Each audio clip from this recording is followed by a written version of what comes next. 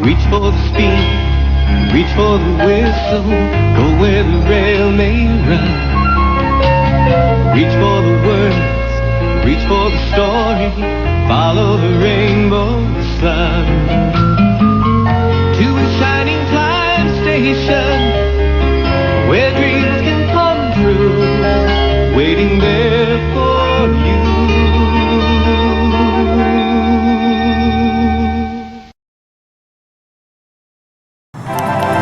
It was early morning, and all the engines were cheerfully getting ready to start the day's work, except Kevin. "What's the matter, Kevin?" Larry asked. "My fireman called out," Kevin replied. "And since my driver's on vacation, I'm going to have 2 floating crew members." The engines were surprised. You see, every engine on the Southern United Railroad has their own crews, meaning every day they have the same driver and fireman, and they tend to know the engines well. But they also have floating crew members employed by the railroad. They go from engine to engine to fill in if needed, if a driver goes on vacation or calls out, and same for the fireman. In Kevin's case, his driver was taking a vacation, and his fireman, like he said, had called out. So that would leave him with 2 floating crew members. The engines don't like when they have 2 floating crew members because they don't know them that well and don't seem to care too much. The last time I had floating crew members, said Andrew, they almost ran me off the turntable. The last time I had floating crew members, added Larry, they almost filled my tank with oil instead of water. Mine almost caused a switching accident, complained Danny. Mine were just stupid, Bernard said simply. Please be careful, Kevin. I don't even know where they are, Kevin said.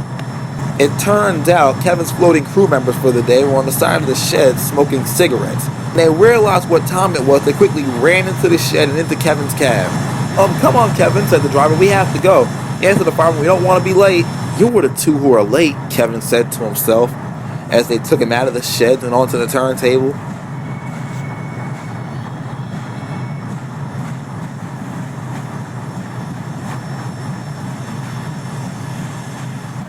Upon the turntable getting turned around, they took Kevin to the station but forgot one crucial thing. Stop, stop, shouted Kevin. What is it, said the fireman.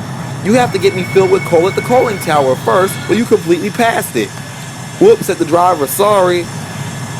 Kevin groaned. Meanwhile, Steve was arranging the station.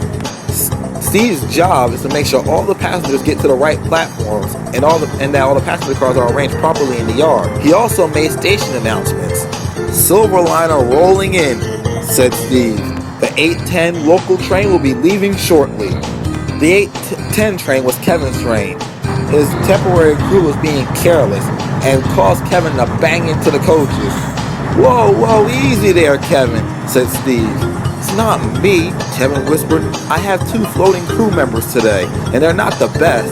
Steve tried to give Kevin some advice. I know dealing with floaters can be a pain, but you have to do your best to make sure that your passengers get to their places on time. You're right, Steve, said Kevin, and as soon as the conductor was ready, Kevin departed. Well, at least you're taking care of leaving the station, Kevin thought to himself.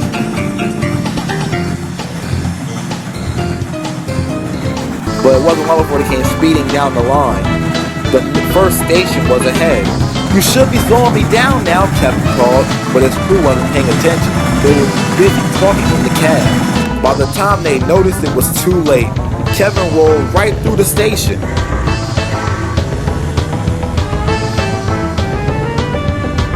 Thankfully, he didn't stop too far from it, and the conductor carefully guided them back to the platform. As soon as they did, Kevin's floating crew members went on a bathroom break. What was all that about, Kevin? Asked Christian. It's my floating crew members, complained Kevin. They've been doing stuff wrong all morning. Ooh, replied Christian. That's hard. I know, said Kevin. I hope at least my fireman's well enough to come to work tomorrow. Unfortunately for Kevin, he wasn't. The next morning, Kevin had the same floating crew members. They were waiting at the big station for their passengers to board.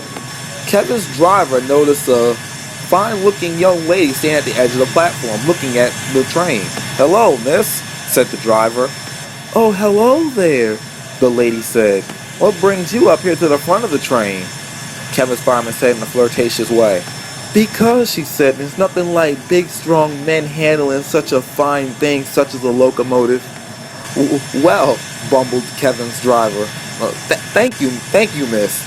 Kevin simply rolled his eyes in disgust. Soon, all the passengers were on board. All aboard! Shouted the conductor. But nothing happened. Kevin's crew was still flirting with the woman on the platform. I said all aboard! Shouted the conductor again. Oh shoot, said Kevin's driver. We have to go. The two were so distracted they didn't realize that Kevin's reversal was still set for, well, reverse. The driver opened Kevin's throttle halfway. Kevin's wheel slipped a bit and then he began to roll backwards. Wait, this isn't right, Kevin called. They were heading straight for the station wall. Look out, called Danny. Kevin's driver quickly shut the regulator off, but it was too late. The coach crashed through the barrier and embedded itself in the station platform. Oh no, said Kevin's driver. We're in trouble now, sighed the fireman. Thankfully, none of the passengers were hurt, but they were extremely shaken. Danny left her coaches in the yard and came over to pull Kevin and the other coaches clear. She then shunted the coaches into the other platform. Kevin was then uncoupled and she pushed him into a siding near the station. By that time, Steve had brought the crane over to pull the coach out of the station. Whilst all that was going on, Danny brought a coach from her train and added it to Kevin's train, since Kevin's train was now a coach short. Then finally, Ian arrived to take over for Kevin. And as you can guess already, the driver and fireman were ripped to pieces by Ray and Mr. Egan. You have to pay attention, Ray snapped. We're sorry, Ray, said the driver. We thought we had the control set. If you had been paying attention, none of this would have even happened, Ray replied angrily. There's no excuse for what happened today, Mr. Egan roared. You two will be suspended until further notice. Yes, sir, sighed the fireman. The next day, Kevin was in better spirits. Not only did his driver finally get off a vacation, but he got his fireman back too. And his floating crew members were rightfully fired the same day. Because of the incident, Mr. Egan had all the floating crew members retrained. And I'm very happy to say that the engines never had a problem out of a floating crew member ever again.